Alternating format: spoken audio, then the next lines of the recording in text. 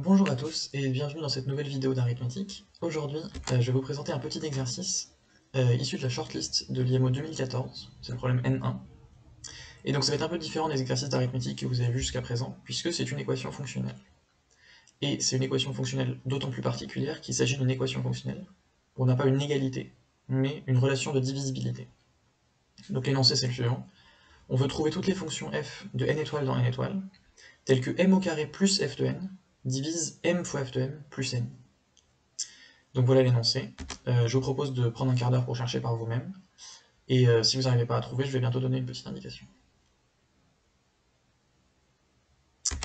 Et donc voici tout de suite l'indication. Ce que je vous propose de faire, c'est ce que j'appelle rendre le membre de gauche joli. Donc l'équation m carré, enfin le membre m carré plus f de n. Bon, c'est pas quelque chose de très utile. À savoir qu'une somme divise quelque chose, c'est pas une information utile. Donc il va falloir essayer de rendre ça plus joli, dans le sens, par exemple, en faire un produit, ou quelque chose qui peut se factoriser. Parce que si on a un produit de choses qui divise un autre membre, c'est mieux qu'avoir une somme qui divise un autre membre. Et ensuite, j'ai écrit faire des inégalités, puisque quand on a une relation de divisibilité, vous savez qu'on a toujours une inégalité qui va avec. Donc voilà, je vous laisse mettre la vidéo en pause et travailler avec ça pendant un quart d'heure de plus, et je vais bientôt présenter une solution. Et donc voici tout de suite une des solutions que je vous propose. Il va y en avoir deux en fait, mais la première partie est commune aux deux. Donc la première chose qu'on va faire, c'est ce que j'ai appelé rendre le membre de gauche plus joli. Donc ce qu'on va faire, c'est que on veut trouver une substitution qui fait que le m carré plus f de n devienne un truc qu'on puisse factoriser, puisqu'on veut avoir un produit qui divise, parce que c'est toujours plus simple d'avoir un produit qui divise. Et donc la seule substitution naturelle qui permet de faire ça, c'est de poser m égale f de n, puisque c'est ce qui va permettre de faire apparaître f de n puissance 2 plus f de n. Donc on va avoir f de n facteur de quelque chose qui divise l'autre membre. Donc en fait, la manière de trouver cette substitution, c'est vraiment de se dire que c'est la seule substitution naturelle qui permet d'avoir un produit du côté gauche de la divisibilité. Et donc qu'est-ce que donne cette substitution? Elle nous donne f de n au carré plus f de n divise f de n fois f de n plus n.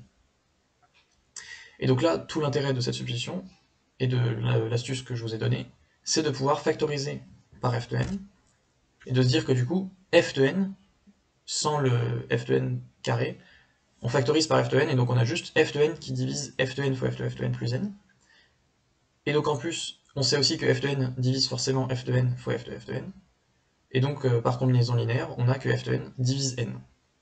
Donc là on est très content, c'est ça qu'on voulait. F de n divise n, d'où l'inégalité, f de n plus petit que n. Ça c'est vrai puisqu'on est sur n étoiles, je vous le rappelle, et pas sur z. Sinon on aurait eu des valeurs absolues. Mais là on n'a pas de valeur absolue puisque tout est positif. Voilà. Donc maintenant la deuxième partie, bon bah forcément on va essayer de trouver l'autre inégalité, on se doute bien que la solution ça va être f de n égale n. Et donc comment on fait ça? Bon bah la manière la plus simple de faire c'est de poser m égale n. Puisque en posant ça, on trouve la divisibilité n carré plus f de n divise n fois f de n plus n. Ça donne l'inégalité en passant le n de l'autre côté et le f de n de l'autre côté pour regrouper les f de n ensemble. N carré moins n plus petit que n moins 1 fois f de n, donc n f de n moins f de n, pardon. Et donc ça, en divisant par n moins 1, en factorisant le membre de gauche, on trouve n plus petit que f de n, donc f de n plus grand que n. Et donc on a les deux inégalités, f de n plus petit et plus grand que n, donc f de n égale n. Donc si on fait cette bonne substitution et qu'on trouve tout de suite la bonne substitution à faire m égale n, en fait en la manipulant bien, on trouve tout de suite la deuxième inégalité f de n plus grand que n, et donc en fait l'exercice est déjà résolu. Parce qu'on trouve tout de suite que f de n égale n, et donc on est content. Et donc là en fait on se rend compte que l'exercice, si on a les bonnes idées et qu'on fait les bonnes substitutions, il est déjà fini. C'était vraiment 2 étapes. Donc là j'espère que certaines personnes se sont indignées, et se sont rendues compte que je vous ai un tout petit peu escroqué. Parce que là on a divisé par n-1, on n'a pas le droit de diviser par n-1 si n égale 1. Donc attention, si les gens s'arrêtent ici, vous avez déjà perdu un point. Pourquoi est-ce qu'on peut conclure quand même? On avait l'inégalité f de n plus petit que n, donc en particulier f de 1 plus petit que 1, mais aussi f de 1 plus grand que 1, puisque forcément f elle est de n étoile dans n étoile. Donc en fait on avait déjà f de 1 égale 1 à la slide précédente. Mais voilà, faut faire attention à ce genre de piège, ce serait bête de perdre un point là-dessus, puisqu'on a oublié de montrer que f de 1 égale 1. Donc attention, attention toujours, quand vous divisez par quelque chose, ne pas diviser par 0.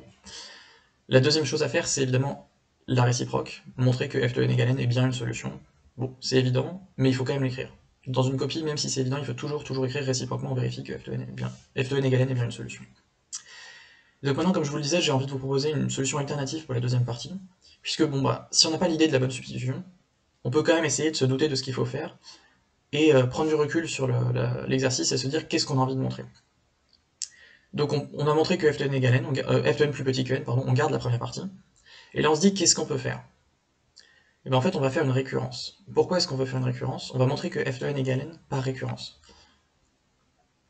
Ça on peut en avoir l'idée déjà en montrant que f de 1 égale 1, donc comme je l'ai dit tout à l'heure, on a l'inégalité qui donne que f de 1 égale 1, et ensuite en regardant tout simplement la forme de l'équation.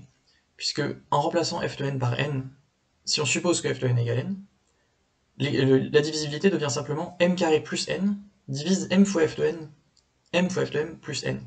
Donc c'est deux termes qui se ressemblent vraiment beaucoup, et donc on sent que quand on a changé un f de n en n, on a quelque chose de beaucoup plus joli. Donc ça donne l'idée d'essayer de supposer que f de n égale n et voir ce qu'on peut en déduire. Et bon, bah la manière la plus naturelle de faire ça, c'est en faisant une récurrence, puisque dans une récurrence, on a le droit de supposer que f de n égale n, en essayant de montrer que f de n plus 1 égale n plus 1. Pardon. Et donc bon, bah ici c'est le cas. Si on pose m égale n plus 1, qui est la seule substitution qui fait apparaître un f de n plus 1, la divisibilité devient tout de suite n plus 1 au carré plus n divise n plus 1 fois f de n plus 1 plus n. Donc c'est exactement ce que je vous disais, on a vraiment les mêmes termes des deux côtés avec le plus n et des n plus 1 de chaque côté. Et donc ça, bon bah, on se rend compte tout de suite que ça donne l'inégalité qu'on va vouloir. C'est-à-dire que ça donne l'inégalité n plus 1 au carré plus n plus petit que n plus 1 fois f de n plus 1 plus n. On retire les n et on divise par n plus 1, cette fois on a le droit, puisque n plus 1 est toujours strictement positif. Et ça donne directement n plus 1 plus petit que f de n plus 1, donc en particulier f de n plus 1 égale n plus 1, puisqu'on avait déjà l'autre inégalité.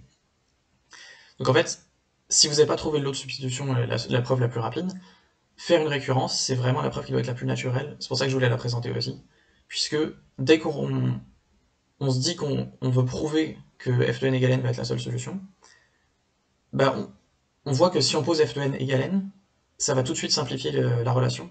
Et donc la seule manière de procéder où on a le droit de supposer f de n égale n, c'est en faisant une récurrence. Donc dès qu'on a le f de 1 égale 1, l'idée de la récurrence doit vraiment venir toute seule. Et ensuite on voit que bah, dès qu'on fait ça, c'est fait en une seule substitution. Et donc voilà, j'espère que l'exercice vous a plu. J'espère que vous retiendrez surtout l'astuce de, si on vous donne une divisibilité, changez toujours le membre de gauche en un produit. Puisque une somme qui divise quelque chose, c'est jamais quelque chose d'intéressant. Alors que quand on a un produit, on peut isoler les termes du produit. Et voilà, bah, j'espère que ça vous a plu et à bientôt pour une prochaine vidéo.